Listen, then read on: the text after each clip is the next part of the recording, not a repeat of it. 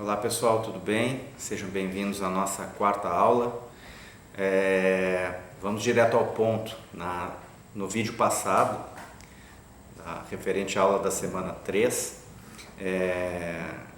por questão de tempo eu não consegui fechar o conteúdo, faltou só uma partezinha ali. Eu estava falando sobre a hipótese de agendamento, a hipótese de agenda setting, dizendo que a mídia tem esse poder de agendar para os receptores as informações, né? Ela agenda um cardápio seletivo de informações, como se esse cardápio fosse a única coisa que aconteceu, né? O que está no menu ali é o que aconteceu, e o que não consta nesse menu é tido como algo que não aconteceu, né? Aí eu dei o exemplo das diferenças de tratamento da Globo, entre a Globo e a Folha de São Paulo com relação à vinda do Nelson Mandela ao Brasil em 1998, né? Expliquei aquela situação, como a Globo agendou a vinda dele, né? Só agendou o encontro dele com Fernando Henrique Cardoso, e a Folha de São Paulo, além desse encontro, de ter agendado esse encontro do Fernando Henrique Cardoso com Mandela, agendou os dois encontros dele com o Lula. Então é isso, né? Para quem assistiu somente, para quem se informou somente pela Rede Globo naquele momento, em 1998, ficou a ideia de que o Mandela se reuniu somente com Fernando Henrique Cardoso. Muito bem. A partezinha que faltou foi a seguinte: embora a gente não possa menosprezar o poder da mídia, não podemos subestimar esse poder que é monstruoso, né, da mídia sobre nós também, por outro lado, não podemos subestimar, subdimensionar, né, esse poder. Não podemos valorizar a mídia de forma excessiva, tá? Não podemos superdimensionar esse poder, por uma razão muito simples. Por que isso se dá? Por uma razão muito simples. Tudo vai depender do contexto do receptor, daquele que recebe a informação. Cada um de nós vai receber uma informação em um determinado lugar de fala. Cada um de nós nasceu em um determinado lugar, a sua família é de um determinado jeito, estilo. Tem coisas que nós lemos, tem coisas que nós não lemos, tem assuntos que nos interessam, tem assuntos que não nos interessam. Essas são as pessoas com as quais eu me relaciono, aquelas são as pessoas com as quais eu não me relaciono, eu ando com fulano, com fulana, e assim por diante. Ou seja, quem fez mídia de recepção comigo viu tudo isso aí. Eu tenho uma série de elementos, né, que são as minhas mediações, são as características que estão em volta de mim, dentro de mim, e é a partir dessas mediações que eu formo um lugar de fala, né? Um contexto particular, e é a partir desse lugar de fala que eu vou interagir com aquilo que eu recebo, que vem oriundo dos meios de comunicação, dos veículos de comunicação, melhor dizendo. Então seria dar poder excessivo aos veículos de comunicação, né? Dizer que eles controlam as nossas mentes, enfim. Porque quem dá a palavra final é o receptor. Em maior ou menor grau é o receptor. Bom, essa era a partezinha que havia faltado na aula anterior. Então vamos ao conteúdo dessa semana. Na verdade, o que nós vamos ver hoje são 3 fatores que influenciam diretamente na formação da opinião pública. São os fatores psicológicos, são os fatores sociológicos e, por fim, nós vamos ver os fatores históricos. Quando a gente fala sobre fatores psicológicos, a gente tem que ter em mente o seguinte: o que é opinião, o que é atitude. Quando a gente estuda fatores psicológicos no processo de formação da opinião pública, a gente tem que ter bem claro, né, o que é opinião e o que é atitude. Digamos que a opinião seria o sistema de crenças, de ideologias, de valores, né, que nós concebemos, que nós criamos, que habitam as nossas mentes. e a atitude, na atitude haveria um aspecto mais concreto, digamos. O que eu quero dizer, pessoal? As opiniões podem ser expressas verbalmente, já as atitudes são inferidas a partir de várias formas de impressão, de expressão, humana. Ou seja, eu tenho uma opinião sobre alguma coisa, sobre um determinado assunto, baseado nas minhas crenças, nos meus valores, nas minhas ideologias. É assim que eu formo a opinião, né? Baseado nos meus valores, no meu lugar de fala e também quando eu entro em contato com outras pessoas, né? Eu formo opinião dessa maneira. Mas eu sempre vou ter uma opinião particular, né? Como eu disse, repito, baseado nas minhas crenças, nas minhas ideologias, nos meus valores, na minha visão de mundo, certo? Eu posso expressar essa opinião verbalmente. Agora, a atitude que eu vou ter para expressar essa opinião, ela pode se dar de diversas maneiras. Geralmente, a gente expressa uma opinião através de atitudes que têm a ver com a nossa própria personalidade. Se eu sou uma pessoa mais tranquila, mais recatada, eu posso emitir uma opinião através de uma atitude mais tranquila, mais recatada. Se eu sou uma pessoa mais escandalosa, digamos, ou mais agressiva na sua maneira de ser, a tendência é de que eu vá expressar uma opinião dessa maneira. Então, o que eu quero dizer para vocês é que na opinião, o que está mais presente é o aspecto cognitivo, e na atitude, o que está mais presente é o aspecto emocional, certo? Então, opinião tem a ver com cognição e atitude tem a ver com emoção.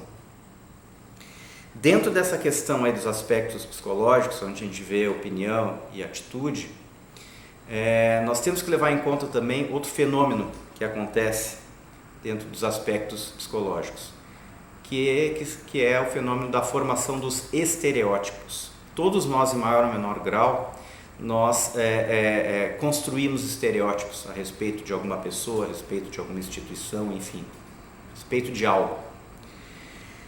E esses estereótipos, podemos dizer que são um misto de realidade com fantasia. Basicamente, existem 3 tipos de estereótipos. E a gente vê muitos deles em época de campanha política. Por exemplo, o primeiro tipo é o da esquematização. É quando nós reunimos todas as características, positivas ou negativas, de um indivíduo, por exemplo, num conceito só. A gente reduz todas as características de um indivíduo, de uma instituição, enfim, num conceito só. Então há uma generalização. É como se eu dissesse que político é tudo ladrão. A gente sabe que tem os maus políticos, mas também existem os bons políticos. Então, quando a gente diz que político é tudo ladrão, é tudo farinha do mesmo saco, né, nós estamos utilizando o estereótipo da esquematização. Né? Estamos reduzindo todas as características de um objeto, no caso aí a classe política, num conceito só. É tudo corrupto, é tudo ladrão. Outro tipo de estereótipo é o da persistência. É quando uma determinada visão de mundo, uma determinada postura, ela perdura por muito tempo, por décadas, por anos, décadas, gerações, e quando ela é quebrada, instaura-se um conflito. Por exemplo, numa família rica, as filhas não podem casar com pobretões. Uma das filhas se apaixona por um pobretão e o que acontece? Instaura-se um conflito.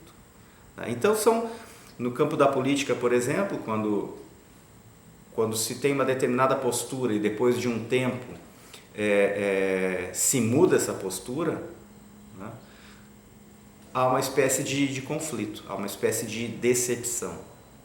Então, esse é o estereótipo da persistência, é quando algo duradouro, né, uma visão de mundo, por exemplo, que persiste, perdura durante anos, décadas, gerações, ela é quebrada. Quando isso acontece, instaura-se um conflito.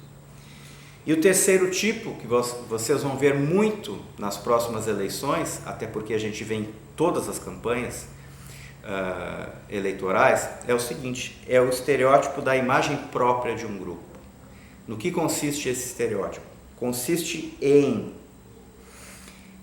eu, que faço parte de um grupo, de um partido político, por exemplo, eu me apresento como sendo a solução. Eu apresento somente as minhas virtudes, as minhas qualidades. E eu projeto no meu adversário tudo que há de ruim nesse processo aí. Ou seja, imagem própria de um grupo consiste em eu, grupo, apresentar somente as minhas qualidades, né, o meu lado positivo, e enquanto isso eu projeto, ao mesmo tempo que eu projeto no meu adversário todos os defeitos do mundo, né? Ou seja, eu sou o progresso e ele é a imagem clássica do fracasso. Então, esse estereótipo consiste na imagem própria de um grupo. Nós somos a esperança, eles são o atraso. Esses preconceitos, esses estereótipos que nós formamos, eles na verdade são preconceitos, né? E isso aí pode ser muito perigoso quando nós avançamos para o campo dos preconceitos raciais, dos preconceitos nacionais, né? Quando eles se nutrem, preconceitos raciais, preconceitos nacionais, quando eles se nutrem de estereótipos, eles chegam às vezes a expressar-se até mesmo através de ações violentas, né? O que é muito complicado. E outra questão também, os estereótipos, eles muitas vezes, essa simplificação, né? Imagem própria de um grupo, ou esquematização, por exemplo, ela faz com que as pessoas muitas vezes tomem atitudes, né? Formem opiniões, digamos, inconscientes. Muitas vezes a esquematização, a imagem própria de um grupo, pode fazer com que as pessoas tenham motivações inconscientes, e isso pode levar uma população a reagir de maneira repetitiva e quase mecânica, como por exemplo, é comunista, não voto, come criancinha. Não vou votar na Manuela Dávila porque ela é do Partido Comunista, ela come criancinha. Então é isso, as pessoas não pensam muitas vezes no que elas estão dizendo, né? Porque a mente delas está repleta desses estereótipos, dessas construções que persistem durante muito tempo. Então quando as pessoas se deparam com esse tipo de situação, elas adotam atitudes mecânicas, repetitivas, né? Bom, com relação aos aspectos psicológicos é isso, né? A gente tem que ter bem claro a diferença entre opinião e atitude, e tem que entender bem que são esses três tipos básicos de estereótipos, né? A esquematização, a persistência e a imagem própria de um grupo. Todos esses elementos aí atuam fortemente no indivíduo, né? Nos indivíduos, né? E obviamente isso respinga lá no processo de formação da opinião pública. Outro fator que é importante compreender quando a gente estuda opinião pública é o fator sociológico, ou seja, a gente precisa entender como se expressa a opinião de acordo com a estrutura social da nação. Basicamente, a opinião se expressa nesse sentido, basicamente ela se expressa de duas maneiras: nos grupos primários e nos grupos secundários. Os grupos primários seriam aqueles grupos de contato mais direto, face a face, uma tribo, uma família. Nesses grupos primários, em nível geral, prevalece a opinião democrática, né? As pessoas estão discutindo sobre um determinado assunto e, no geral, prevalece uma opinião democrática. E o contato é direto, face a face. Já nos grupos secundários, que consistem na nossa sociedade complexa, fragmentada, é mais difícil elaborar a opinião, né? E muitas vezes a gente percebe o quê? Que quem faz a mediação entre as pessoas, né, na sociedade são os meios de comunicação. Então, basicamente, são essas as diferenças né? É assim que se expressa a opinião nos grupos primários e nos grupos secundários, né? Os grupos primários há um aspecto mais democrático e nos grupos secundários há uma mediação feita pelos meios de comunicação, em nível geral. Outras características da opinião pública nesse sentido, pessoal. Uma que está caindo de maduro aí, a gente já falou no vídeo passado, a opinião pública consiste em manifestações de atitudes coletivas. Uma segunda característica, a opinião pública implica também a existência de outras opiniões, né, de opiniões distintas. Claro, um grupo forma opinião, chega a um consenso, né, a opinião deles é A, mas tem um outro grupo que está pensando a mesma coisa que chega num consenso B. É normal que a opinião pública tenha também opiniões distintas, né? Ela implica também a existência de opiniões distintas.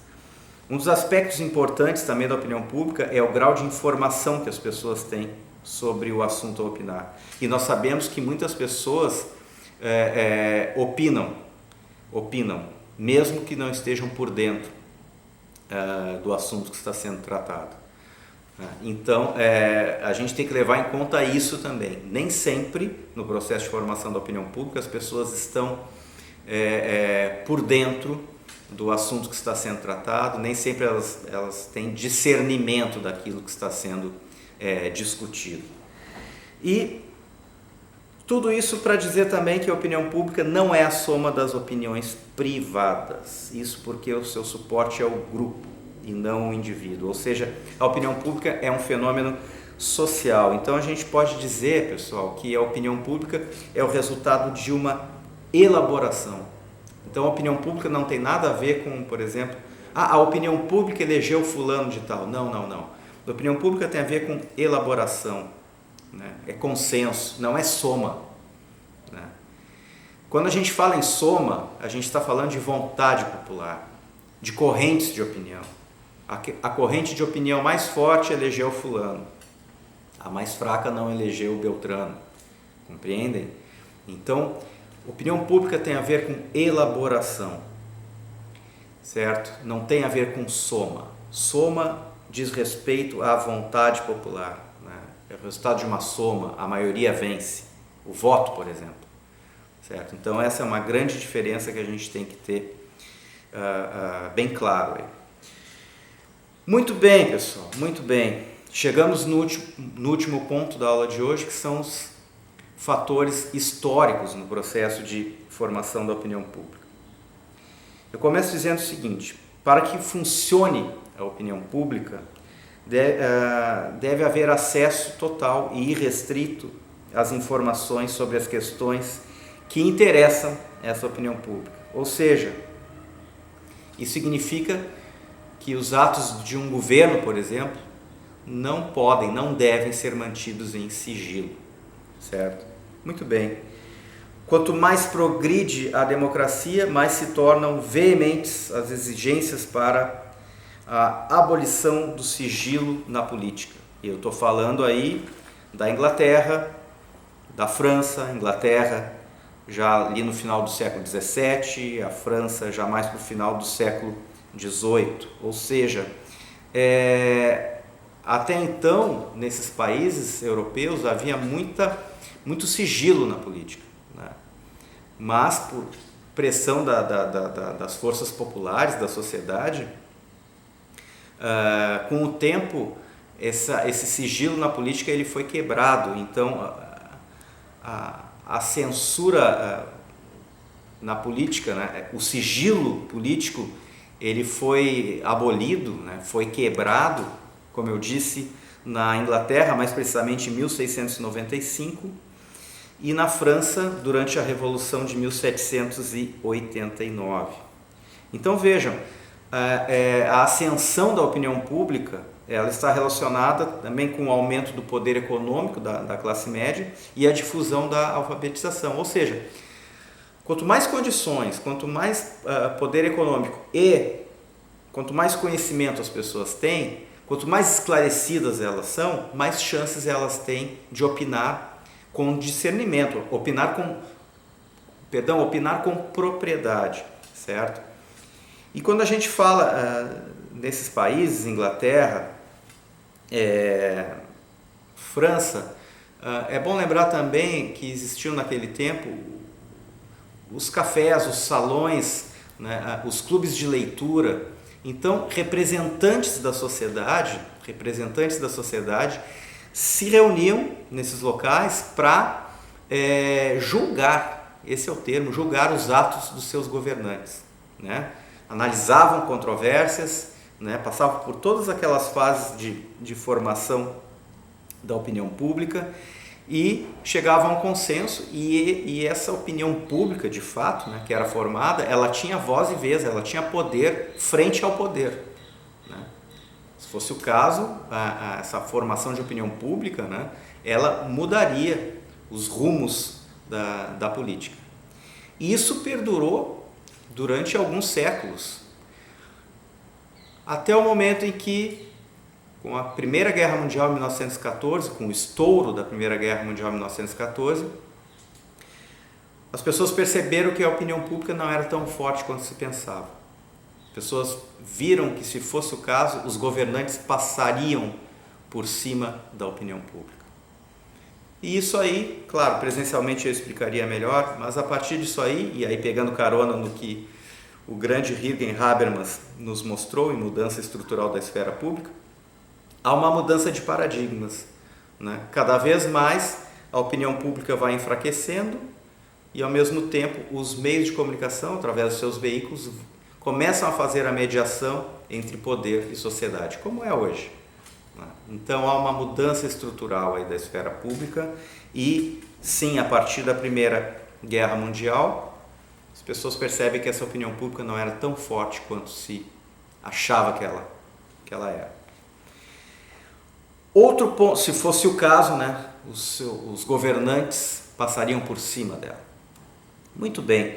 Outro ponto que é muito importante, e é a parte final da nossa aula, é o seguinte: a gente tem que ter bem claro isso. A opinião pública é móvel. Tudo vai depender de um determinado contexto, de um determinado cenário, né? O que eu quero dizer com isso é o seguinte: o interesse da opinião numa semana está ligado a um determinado assunto e em outra está ligado a outro assunto. Ou seja, a opinião pública ela vai variando, né? Eu sempre lembro de uma pesquisa que fizeram nos Estados Unidos, depois dos ataques de 11 de setembro de 2001. A pesquisa era bem direta, bem objetiva. Perguntava se os norte-americanos eram favoráveis ao revide, né, ao grupo de Osama Bin Laden. 95% no calor da coisa, 95% dos norte-americanos disseram que sim, eram favoráveis ao revide. Imaginem aplicar essa mesma pesquisa hoje, estamos em 2021, 20 anos após os atentados de 11 de setembro. Certamente não chegaríamos a patamares tão altos quanto esse, né, de 95% lá naquele momento. Tudo isso para dizer, ok, eu estou falando sobre pesquisas de opinião, tá? Não tem a ver com opinião pública, com aquela coisa de consenso, né? Tem mais a ver com soma aí, né?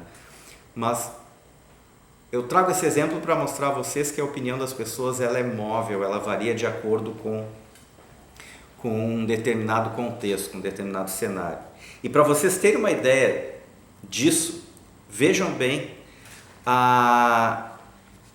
as manchetes do jornal francês Le Moniteur, francês da França, de 1815, acompanhando a evasão de Napoleão da ilha de Elba para reconquistar o trono.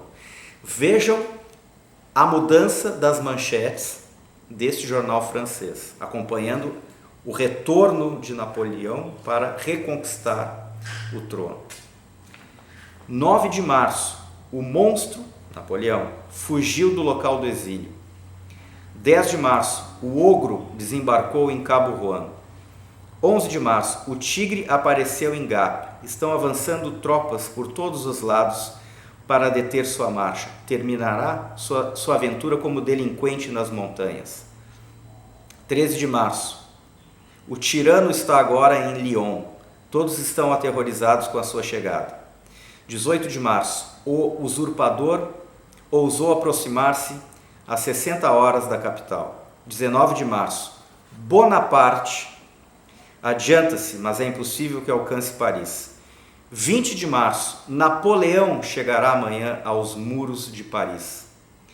21 de março, o imperador Napoleão perto de Paris. 22 de março, última manchete. Ontem à tarde, Sua Majestade, o imperador, entrou solenemente em Paris e chegou ao palácio. Nada pode ultrapassar a alegria universal. Então eu quero dizer com isso que, obviamente, não devemos confundir a opinião das pessoas com a opinião da imprensa, mas certamente essa mudança radical das manchetes do jornal francês refletiram, na época, o sentimento do povo francês, certo, pessoal? Então, outra questão que fica clara aí é o seguinte, né? Quando a gente está formando opinião a respeito de alguma coisa, predomina sempre o fator emocional, né? O fator emocional está sempre muito presente quando a gente está formando opinião. Então, que fique claro isso para vocês. A opinião pública, ela é móvel. Tudo vai depender de um determinado contexto, de um contexto específico. Certo, pessoal? Na próxima semana, aí sim nós vamos começar a avançar, né? Começar a mergulhar fundo na nossa área da comunicação e mais especificamente do jornalismo. Espero que tenham gostado e a gente se fala daqui a pouquinho. Valeu, um abraço!